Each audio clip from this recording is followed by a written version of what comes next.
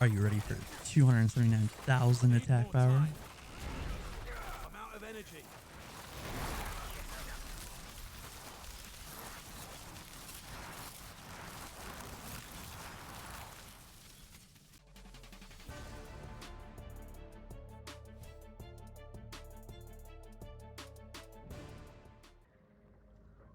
Hey guys, welcome back to the Vanishing Rain Rogue build. First and foremost, I would like to apologize. I got sick for just under a week there, so this video is very delayed. Everyone that was waiting for it, I do deeply apologize for that. I wasn't able to play, wasn't able to farm gear or test anything. But as soon as I was feeling better, I went ham. Spent countless hours, billions of gold, testing every single form of this build that I could to maximize the potential and get it for you guys. So I really hope you enjoy it. I hope you have a lot of fun and success with this build. So without any further ado, let's start talking about how it comes together. Let's go ahead and run through a pit while we talk about the build a little bit, explaining the strengths and weaknesses, the pros and cons. Now, one of the pros that I would say about this build is that, first and foremost, it is super fun. It's extremely satisfying. You're constantly active, running around, dashing around, utilizing pretty much every ability in your kit, ensuring that you're able to maximize your damage, maximize your resistance, and it's just super fun. Additionally, the wave clear is incredible. As you can see here, the rain of arrows just kind of destroys everything in its path, ripping through these smaller mobs like they're nothing, even when facing elites. As you can see, it just one cast will kill an entire wave.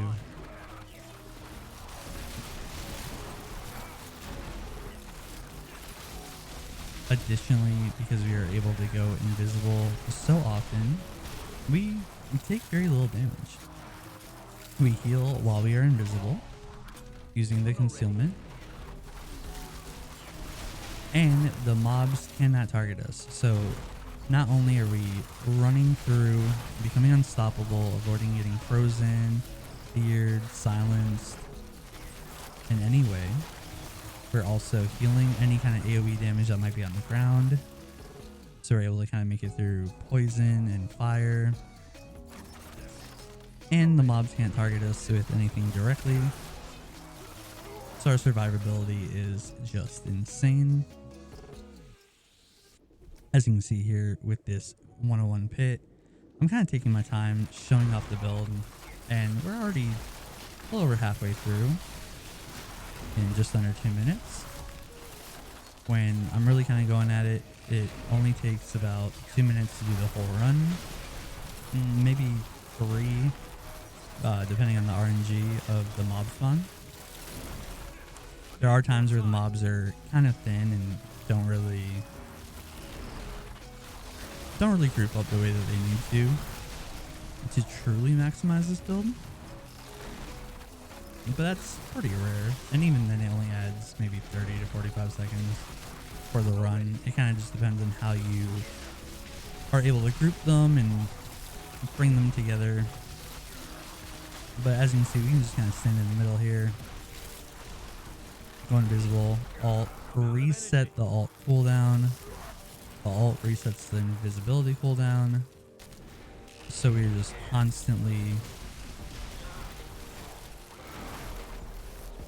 invisible, taking almost no damage ever.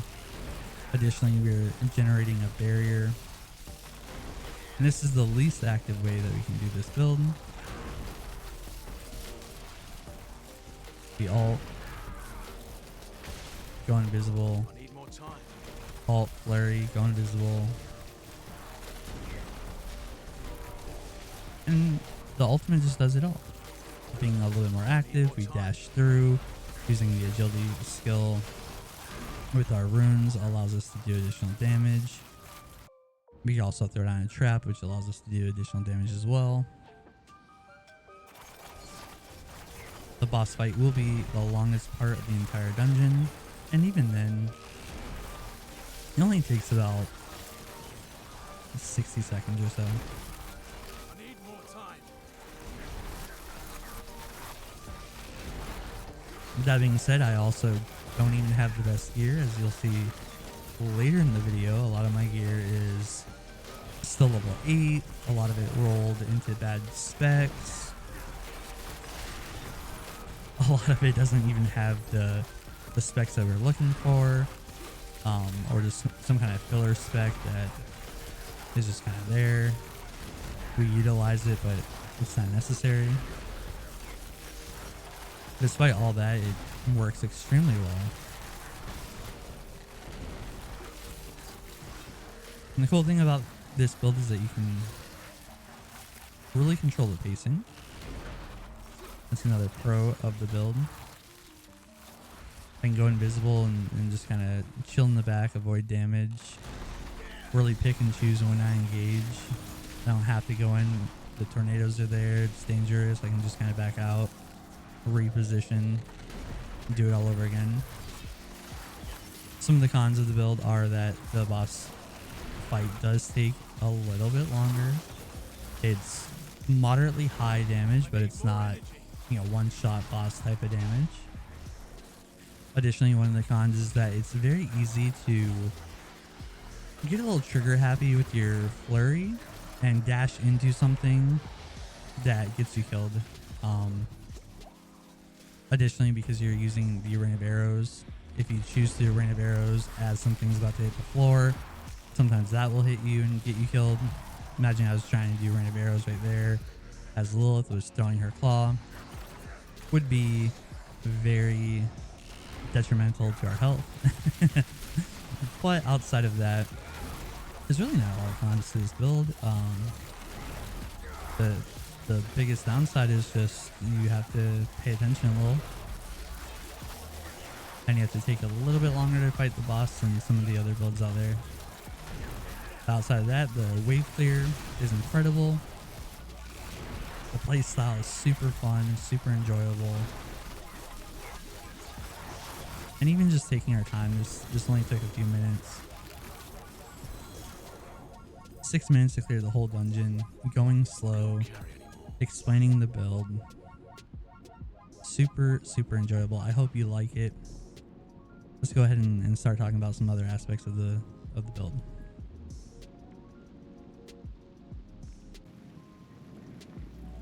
Alright guys, so as I said, let's talk about our gear.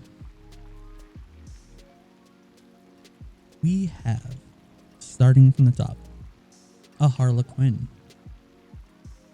As you can see, we're using a dexterity gem in all of our armor, going down to Tyrael's Might. Both of these are items that I would like to reroll. I do not need as much armor as I have. I would like to reroll that. I do not need the resistances that I have. I would like to reroll that. On the gloves, we are using the aspect that gives us Smoke Grenade has a 50% chance to create an arrow storm. Your arrow storms continuously apply vulnerable. Super, super important. We always want to make our opponents vulnerable. This increases our damage a lot. The way this happens is going over to the necklace, the Word of Hakan.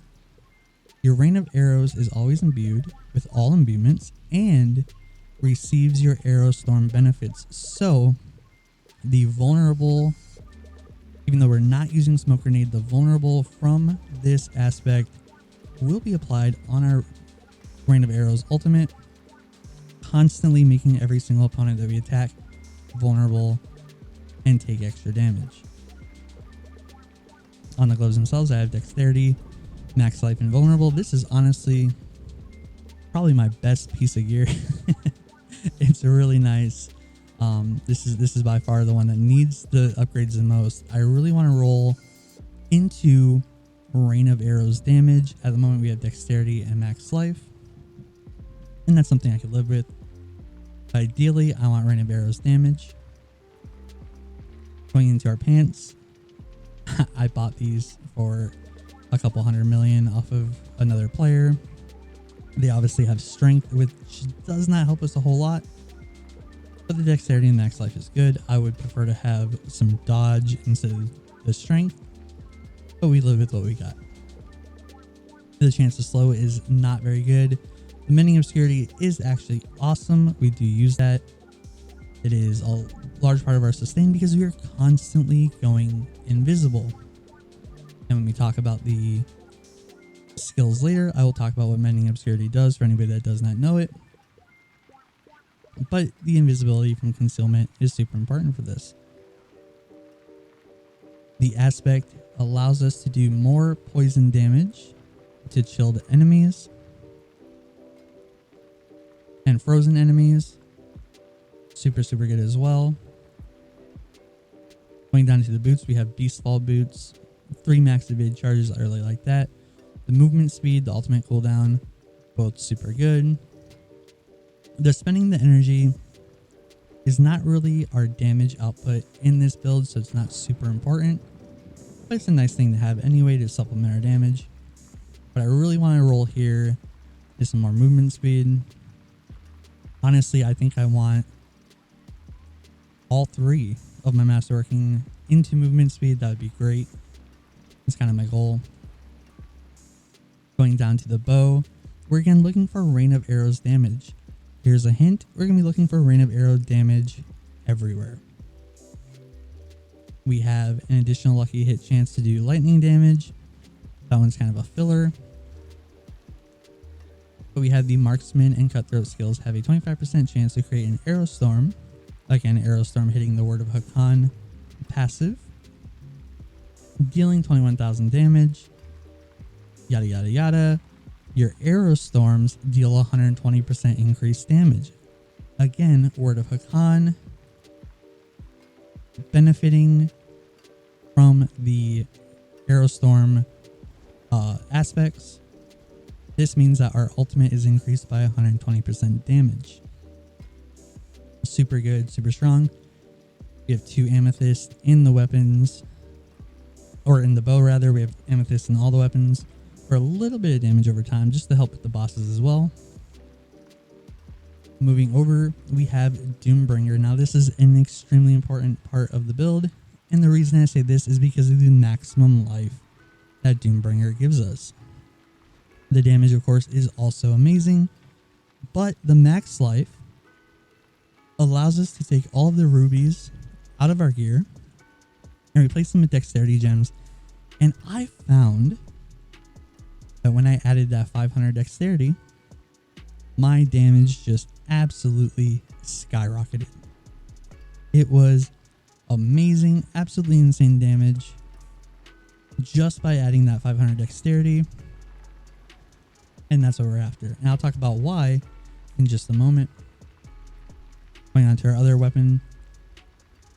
Again, dexterity and damage. We have some vulnerable damage. Rain of Arrows. Our filler, chance to do additional damage. This one's poison, which honestly is a little bit better, as we do have other poison sources. I would like the bow to have poison as well, but we ended up with lightning and we just kind of live with it. We have the aspect imprinted that deals 25% increased damage while you have a barrier active. We'll get to that once we get to the skills, but keep that in mind. Barriers. Moving on to the jewelry, we have the Ring of Starless Skies. We are using this for the 50% damage increase by spending our primary resource. Lucky hit chance doesn't really matter. Critical hit chance doesn't really matter. The attack speed is nice. I find that the better the attack speed, it does seem like casting our abilities is also sped up and increased. So I'd kind of like to roll 3 attack speed into this, although the core skills could also be good to supplement the flurry damage just a little bit, but since it's not really our primary source of damage, I'm not too concerned about that. I really just want to be able to cast faster and get that attack speed up. This is just another item I need to reroll. Going to our other ring. Rain of Arrows damage. As you can see, it rolled twice. Super, super good. I really wanted the third roll into it. We got crit strike damage instead. That's okay. As you can see, we do have a little bit of crit strike damage built into our build here. With the ring, we have damage and dexterity as well. Poison imbuement lasts for 2 casts. That was kind of a filler. And then our Arrow Storm aspect once again. This one increases the Arrow Storm damage by 60. So another 60% damage on our ultimate ability. Very important, very good. Between the crit and the vulnerable and the raw damage of the Rain of Arrows, you can see we have 338 crit, 399 vulnerable. These things all come together and just annihilate all of the trash mobs, most of the elites, and then they help set us up for the boss a little bit, but not that much. We'll really talk about that when we go into the skills. So let's go do that. Alright guys, so let's talk about the skills and the way the damage comes together here. Now we have moved to Kyovashad for this part of the video, just so that I can showcase some of the stats. As you can see here, our attack power is 74,000. Let's get into that in a moment. Let's first start with the skills. We're obviously using preparation. That has not changed over the course of the last couple of videos. But with this being the endgame portion of the video, I think it's important that we just go ahead and go over everything. We have 2 filler points, one in Forceful Arrow, one in Enhanced Forceful Arrow. You could have it in any of these. We don't use a basic ability. 2 into Sturdy to give us a little bit of damage reduction. We have 1 point into Flurry, 1 point into Enhanced Flurry, 1 point into Improved Flurry. This is the one that gives us the dash. It also gives us a little bit of healing. The whole entire Flurry skill is just a tool to reset and reactivate our Rain of Arrows. As we were in the earlier stages, a lot of our focus was on Flurry doing the damage because the cooldowns were longer. Flurry was stronger, it was more impactful. Now in the later stages of the game, we have shifted everything into the ultimate ability damage. Continuing on, we have 2 in Rugged, 18% damage reduction against damage over time effects. 3 into Weapon Mastery. This gives us additional damage based on our weapon type. 1 into Concealment. Makes us go invisible. 1 into Enhanced Concealment. Gives us energy when we use it.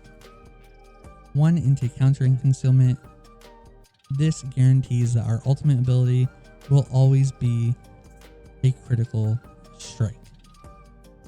Really good. This is why we have a little bit of critical strike damage in the build just to hit the trash mobs really, really hard. We have 1 point into Poison Trap, 1 point into Enhanced Poison Trap, and 1 point into Subverting Poison Trap. And this one is for the 15% increased poison damage to enemies standing inside your poison trap. This is where a lot of our boss damage comes from. A super important skill as well. We have 3 points into Shadow Imbuement, 1 point into Enhanced Shadow Imbuement, which doesn't really help us a whole lot, but it lets us go into Mixed Shadow Imbuement, which increases the non-physical damage by 12%. And continuing on, we have 5 points into poison imbuement. And real fast, I'd like to note how this reads. Your next 4 imbuable skills deal poison damage and apply 276% of their base damage as additional poisoning damage over 6 seconds. Base damage. That's where this is really important. I did a lot of testing. I tried damage over time. I tried crit damage. I tried vulnerable damage. Tried pretty much every different combination I could to maximize our poison efficiency. I put skills into the poison imbuements. I put the aspects that increase our imbuements. I did the glyphs that increase our poison imbuements. And honestly, it just was not very effective. Even with every poison and damage over time thing that I could possibly put on, I wasn't doing damage. It did not feel good. So we're gonna keep that in mind, that it does base damage. Moving up, we get enhanced poison imbuement. It gives us a little bit of energy regeneration. And then we go into blended poison imbuement. Critical strikes with poison imbued skills deal 75% increased poisoning damage. Very nice, just damage buff there. Deadly Venom, you deal 9% increased poisoning damage. Again, just a damage buff. 1 point into cold imbuement. 1 point into enhanced cold imbuement. And then 1 point into mixed cold imbuement, which gives us a 20% damage to crowd controlled enemies. And double this against frozen enemies. 3 into Frigid Finesse. 15% increased damage to chilled. 30% against frozen. So again, just more damage. Going down into the ultimate tree, we have 1 point into Innervation. 10% chance to gain 8 energy. 3 points into Second Wind. Every 100 energy you spend grants 45% of your max life as a barrier for 3 seconds. So this is where our barrier comes in. We were talking about that earlier with the weapon aspect. The barrier will give us that increased 25% damage. And then wrapping back up this way, while we don't actually have points physically put into it, our item passives have given us a few points into Agile, which increases our dodge chance, and the 3 points into Mending Obscurity, which we were talking about earlier. When entering stealth and every second while stealth, you heal for 15% of your max life. So the 3 points of Mending Obscurity that we have on our pants are exactly what we want. It's going to heal us every time we go invisible. The longer we stay invisible, the more we'll heal. Additionally, we're constantly getting a barrier when we spend energy, and we're spending energy to reset our cooldown, use our ultimate, go invisible again. So because we're constantly invisible and constantly spending energy, we have a constant barrier and constant health regen, just non-stop, and it's incredible. We become super tanky, really hard to kill, and I love it. We have 1 point into Adrenaline Rush, 3 into Impetuous, which gives us the next core or ultimate skill does 24% increased damage when we're moving.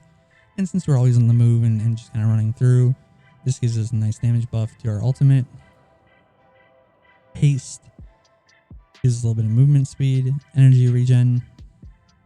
We're going to skip the ultimate for now. We're going to go down to the core skills. We have Momentum. This stacks up to 10 times, which means we get up to 30% damage reduction, 30% maximum energy, 30% energy regen, 30% movement speed, and 50% increased damage. Now, if we look at the ultimate itself, Rain of Arrows, you can see we're doing 1.9 to 2.3 million damage. We also have the imbuement skills, have a 30% increased potency. And the first wave knocks down enemies for 3 seconds. Now what I want to showcase here is how this comes together. Now as I begin to stack our momentum, you can see right here, we're up to 10 stacks. When I go back down to my ultimate ability, instead of 1.9 to 1.9 to 2.3, we are now at 2.9 to 3.5, almost 3.6 million damage for our ability here. If I continue on and now stack up the 5 stacks on the ring, this goes to 5.4 to 6.7. If we go on even further, I do believe that once the barrier is activated, oh no, I was wrong. The barrier does not increase it, but the ring increases it to 5.4 to 6.7. So with the Ring of Starless Skies, with momentum stacked up, our ultimate does more base damage. And because, as we talked about earlier, the poison imbuement does base damage, poisoning, this is how we tear down the bosses. Damage over time, nothing. Vulnerable crit, nothing. It'll let me hit hard. Did not really kill the bosses the way this setup is killing bosses now. I tried for hours and hours and hours, hundreds of different pieces of gear and different aspects and stats on the gear, and it just, nothing worked as well as this right here.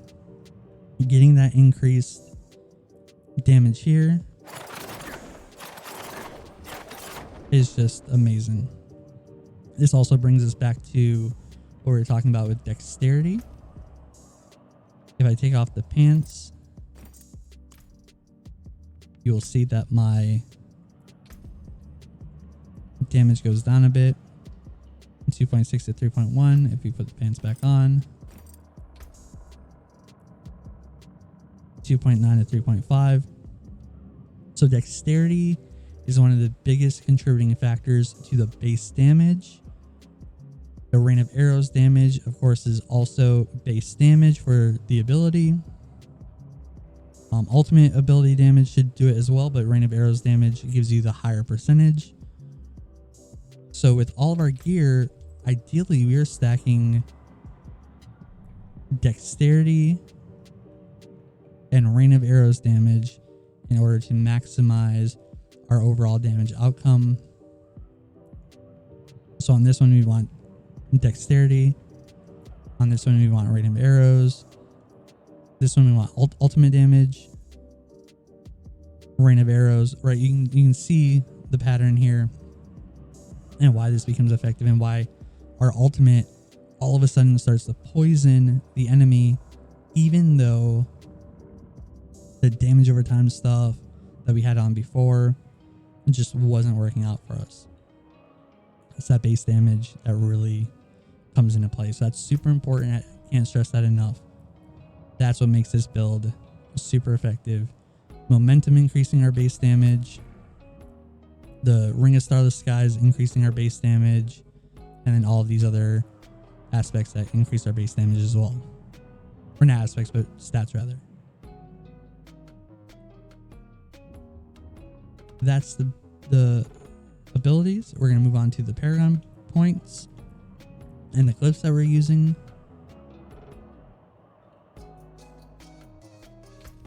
I'll see you in a second. All right, moving on to Paragon boards. From the bottom, we are going up into the dexterity. As we just talked about, dexterity is extremely important. We're moving to the right, grabbing the damage, grabbing prime, all of the blues attached to it, the dexterity here, the strength here, these two dexterity. Then we're moving over to the intelligence, the two dexterity here. We're putting versatility into our first glyph. This gives us 150% bonus to all magic nodes, and this increases our non-basic and non-core skills by 25% increased damage. Non-basic, non-core. Really, we're just talking about our ultimate ability here. Adding as much ultimate damage as we can. It's wonderful. We move over to willpower. Get the skillful rare node and all of the blues next to it, while also picking up this dexterity here. Now we could just grab this dexterity, it doesn't really matter, but grabbing the dexterity requirement to hit our 40 out of 40 for versatility is really important. We move up and we are going to go into the no witnesses board with the no witnesses legendary node on the left and the glyph on the right. We will move up, grabbing these nodes, working our way into ruin, which gives us ultimate damage, grabbing all the blues, which increases more ultimate damage and critical strike damage. We continue to the left, working our way up into no witnesses. This increases our ultimate skills damage.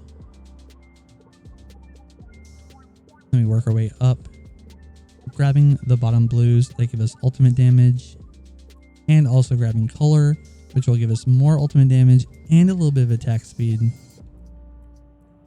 Wrapping down, grabbing the dexterity, and coming to a new board. And before we go on to the new board, we're going to come back, starting at the blues over here by ruin, working our way up, grabbing knowledge, working our way to the right, going up and grabbing the glyph socket, and we're going to put pride in here. Pride grants 125% bonus to all rare nodes, and you deal 13% increased physical damage to both healthy and injured enemies. Now you're thinking, Angelus, why are you doing physical damage when Word of Hakan constantly imbues everything that we do? I will tell you, after countless testing, it seems like the imbuement stuff doesn't really affect the upfront damage and does not override the fact that the ultimate is physical damage. So if we go look at this, it reads physical damage at the bottom for the Rain of Arrows ultimate. So the imbuement is something that is added on top of it, but the Rain of Arrows does in fact still benefit from the physical damage. That's what I found anyway. I did have non-physical for a while, and that increases the poison a little bit, but really what it does is it increases the shadow damage a lot, which is really nice if you're going for the shadow damage. It helps clear the trash mobs a lot, but it doesn't really kill the bosses. Switching to the physical actually increased my damage versus bosses by like almost double, to be honest. It was a crazy difference. It was immediately noticeable. And through all the testing, that was honestly one of the biggest surprises that I found,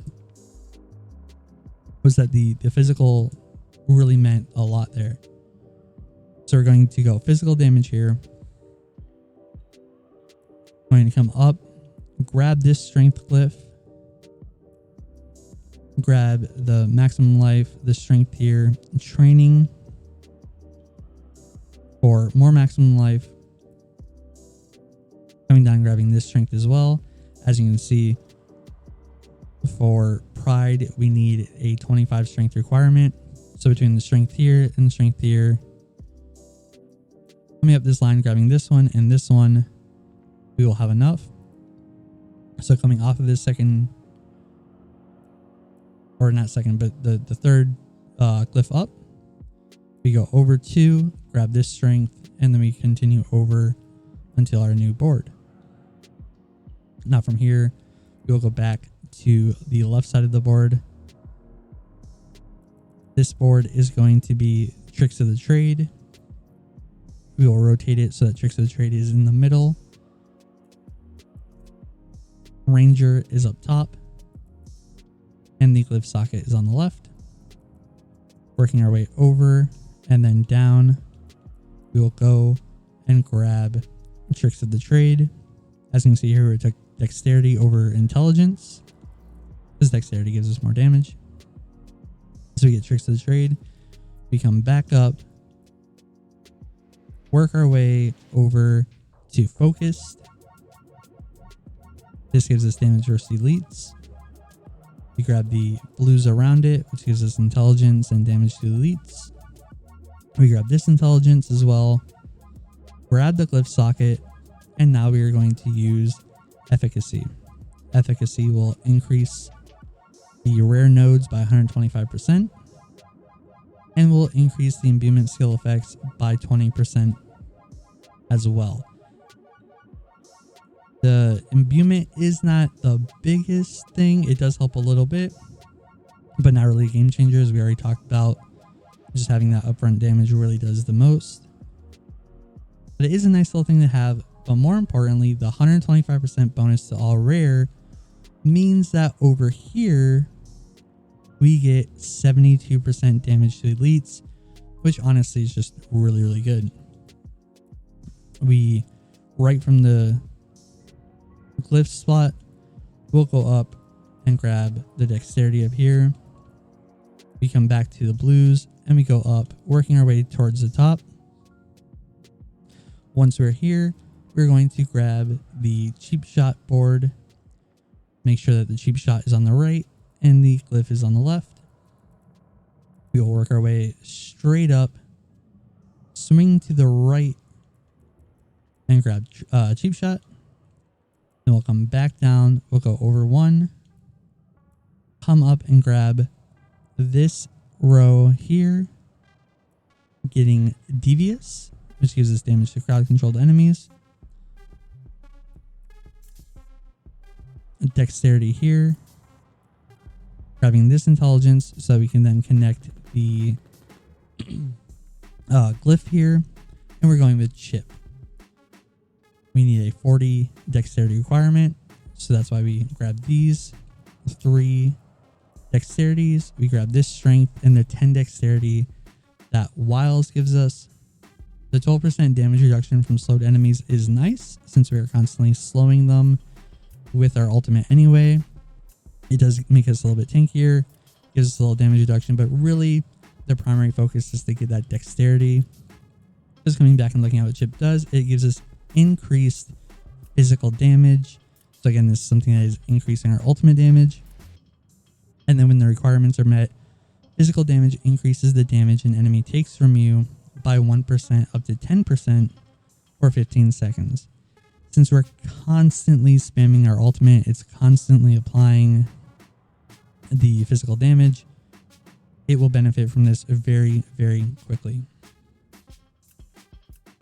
Additionally, our flurry and our dash will do physical damage as well. So we're able to stack that even faster, which makes it just really useful as a whole. Now coming back to our middle board and working our way to the right here, we are going to grab the Eldritch Bounty, rotate the board so that Eldritch Bounty legendary node is to the top here, and the socket is to the bottom right. We will work our way up, and we will grab Imbuer. This is imbued damage and non-physical damage.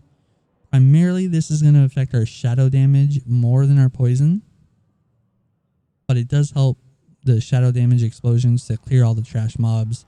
So it is really good to have still. We grab the non-physical and then imbued damage here. And then we work our way down into Eldritch Bounty, making our way over.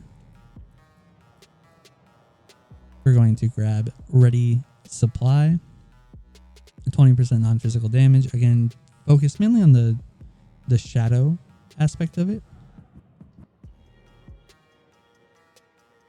but also just connecting us to the socket, which is kind of the more important thing here. non-physical damage. This is just a connector piece. The imbuement cooldown, we don't actually use imbuements. They're applied passively. And we make our way down here, grabbing fluidity. The fluidity grants 150% bonus to all magic nodes within range. When the requirements are met, when you cast an agility skill, you deal 10% increased damage and gain 15% increased energy regen for 6 seconds. So again, this is something that increases our ultimate ability damage and just damage as a whole. So we work our way down, grabbing dosage for the 10 dexterity. The potion healing is nice as well.